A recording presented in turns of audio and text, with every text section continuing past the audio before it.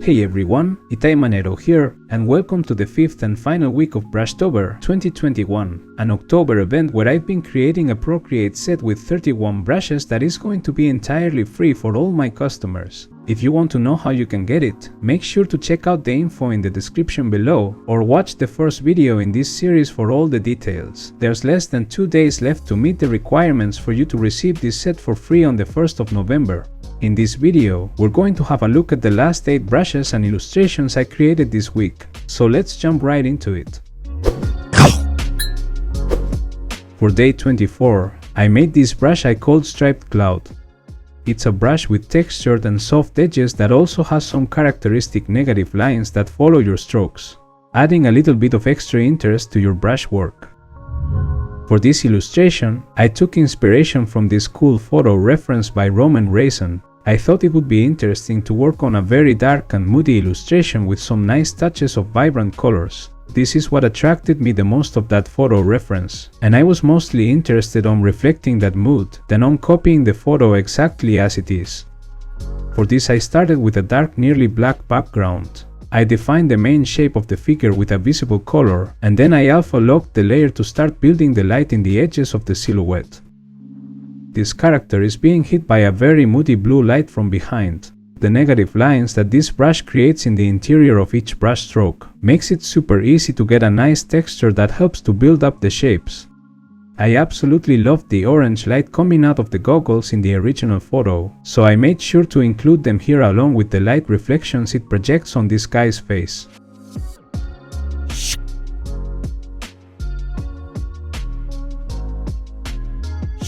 For day 25, I created this brush that's very similar to working with traditional oils. It's very fluid and it feels dense and wet in a nice way. I called this brush Heavy Oil.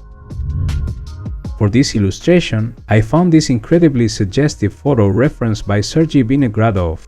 I thought it would be a great starting point for a composition I had in mind where a huge splat of colors would be the protagonist. First, I lowered the size of my brush to lay down a quick basic sketch, and once I had everything in place I could start painting.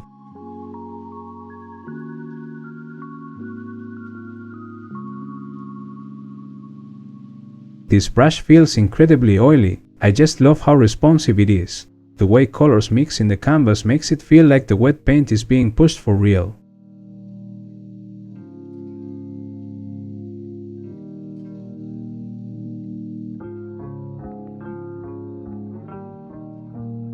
I'm a huge fan of painting loose, and this brush is giving me exactly that. You can see what I'm talking about in the flowers I did in this character's head, where you can perceive individual loose strokes, but yet they build a lot of detail when you look at the whole picture. This brush was also amazing when the moment came to add that splash of vibrant colors coming out of this guy's head. I think this brush is one of my favorites from this whole Brushtober set.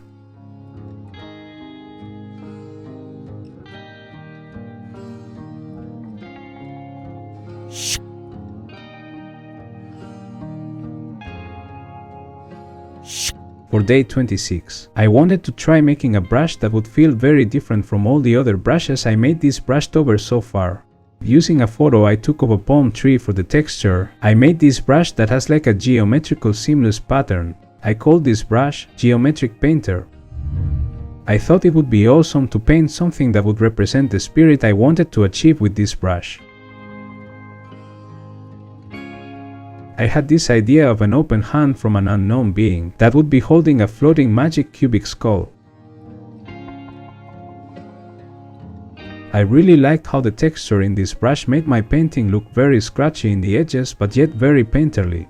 The fact that changing the size of this brush also changes the size of its texture turned out very useful, allowing me to define shapes with precision when I needed to, while also being able to blend big areas.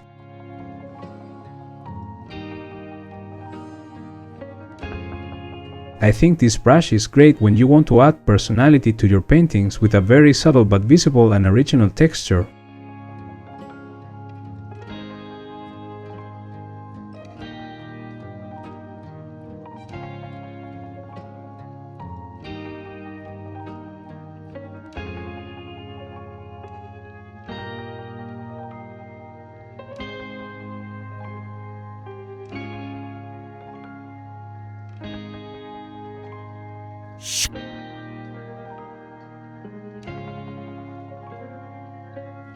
For day 27, I wanted to add another inking brush to this set, something between a clean and a messy inking brush.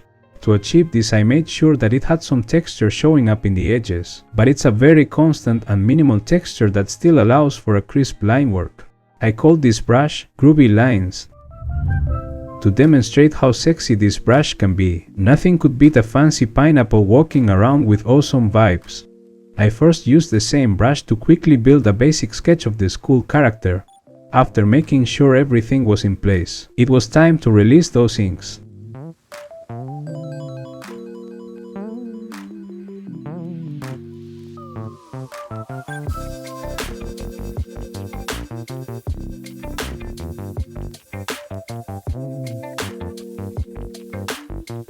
I truly enjoyed how clean these lines can be and still get some fine texture here and there by pressing lightly. This gives a distressed look to your lines in a contained way. The pressure sensitivity is very well calibrated, in a way that it is very easy to get thicker or thinner lines, just by controlling the amount of pressure you apply. I totally dig it.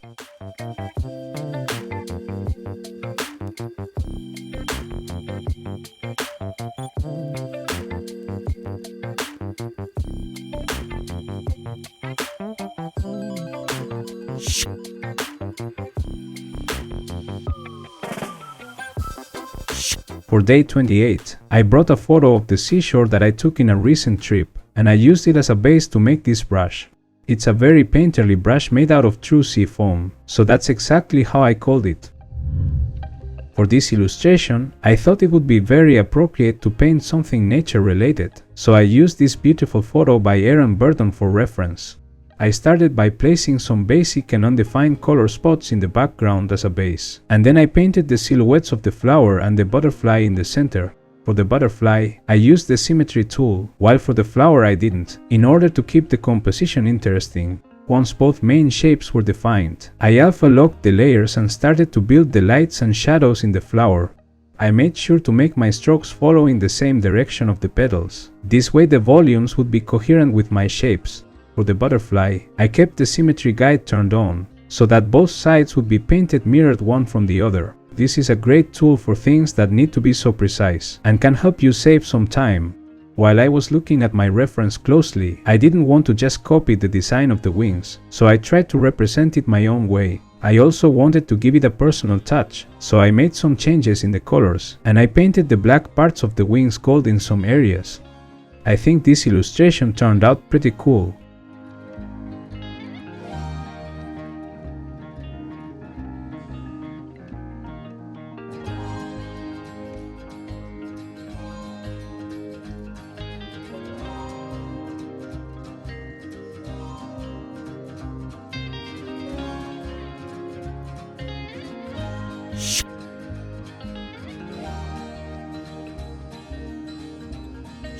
For day 29, I wanted to play with a bristle brush.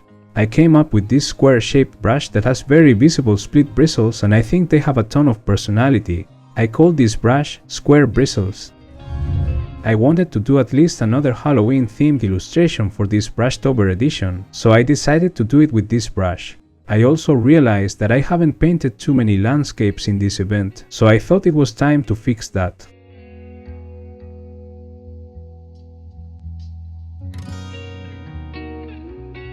Halloween is a pretty foreign festivity for me. We don't really celebrate it that much in my country, but it is something that I have always found very amusing thanks to the movies, comics and TV shows.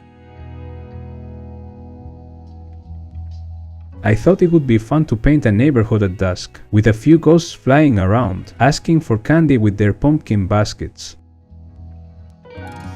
In addition to that, I've been watching recently some really good landscape tutorials by Loish from her Patreon, and I feel that I learned a lot, and I was able to put some of what I learned from her tutorials in this painting, which honestly felt great. I also loved how this color palette turned out.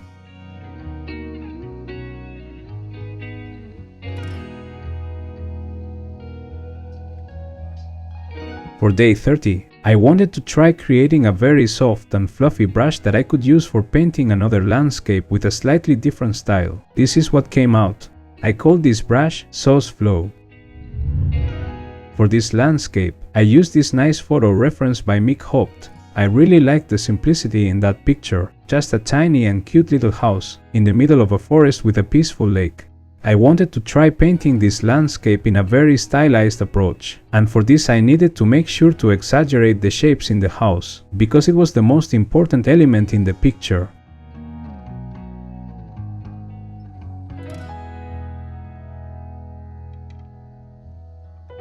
Once I had the main element defined, I could focus on slowly building everything else around.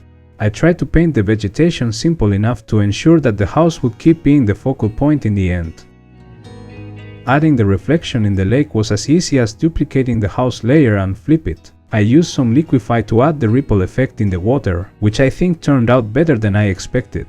I think the fluffiness of this brush really added a nice touch to this painting.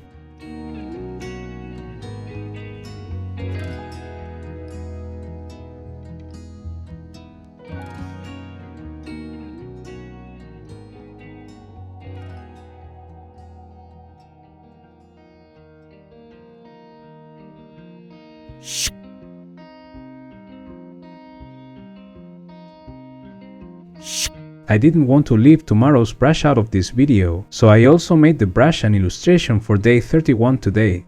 It is a brush that it is also made out of another picture I took of the sea in my recent trip, but this one is more sparkly.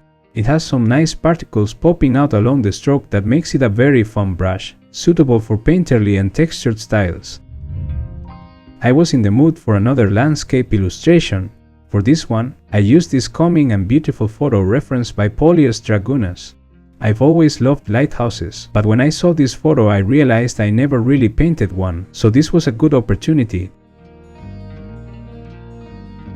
I was seduced by that beautiful early morning color palette generated by the sky in the picture. There's something very meditative about early mornings and beautiful landscapes, and I was really happy to try tackling that in this piece. I think the soft texture in this brush really helped me to achieve that feeling. The contrast between the dark and horizontal shapes of the rocks, the sea and the mountains in the back, against the verticality of the lighthouse, really contributed to this composition. I found the process of this painting very relaxing, and I hope you're enjoying it too.